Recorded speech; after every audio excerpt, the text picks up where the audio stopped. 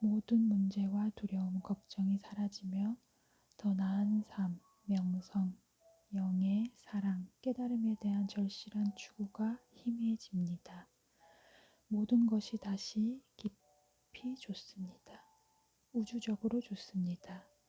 비록 삶의 상황은 변하지 않았지만 여전히 갚아야 할 청구서들이 있고 부양해야 할 자녀들이 있고 해야 할 일이 있고 통증이 느껴지지만 그 모든 것과 당신의 관계는 갑자기 변해버립니다. 한순간 당신은 더 이상 전체의 힘을 발견하려고 애쓰는 사람, 분리된 개인이 아닙니다. 오직 전체의 힘만이 있습니다. 당신의 삶의 자궁으로 돌아왔습니다. 단 한 분도 떠난 적이 없는 그곳으로.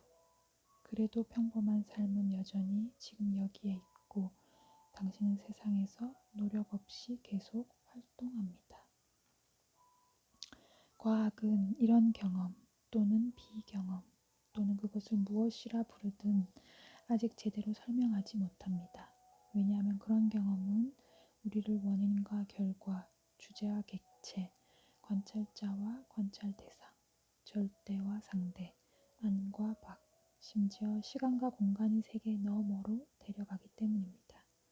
그런 경험은 논리적으로, 과학적으로, 철학적으로 증명하거나 설명하기 어렵습니다.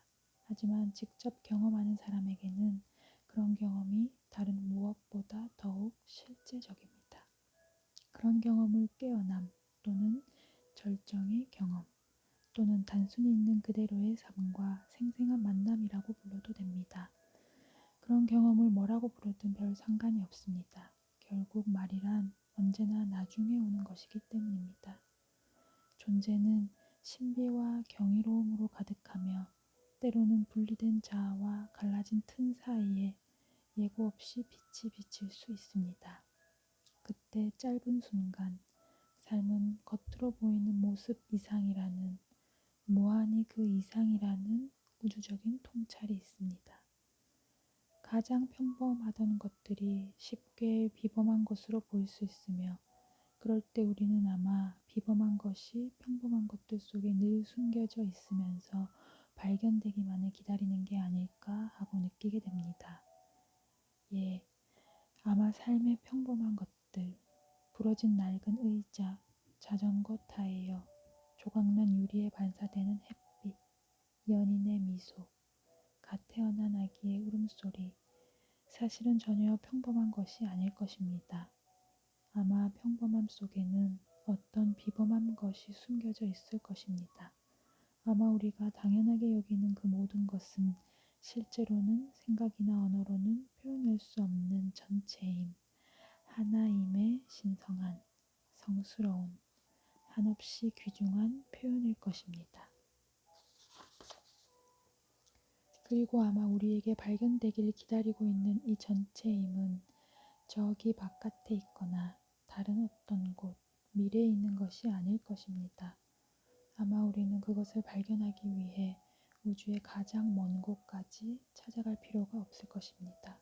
아마 그것은 하늘나라에 있는 것이 아니며 우리 영혼의 가장 깊은 곳에 감추어져 있지도 않을 것입니다. 아마 전체의 힘은 바로 여기에 우리가 이미 있는 곳에 이 세계에 이 삶에 있는데도 우리는 그것을 추구하느라 바빠서 보지 못하고 있을 것입니다. 현대 물리학은 영적 가르침이 먼 옛날부터 줄곧 가리킨 것, 모든 것은 서로 연결되어 있고 아무것도 다른 것과 분리되어 존재하지 않는다를 이제야 확인하고 있습니다. 우리는 오래전부터 이 우주적인 전체임을 가리키기 위해 많은 용어를 만들었습니다.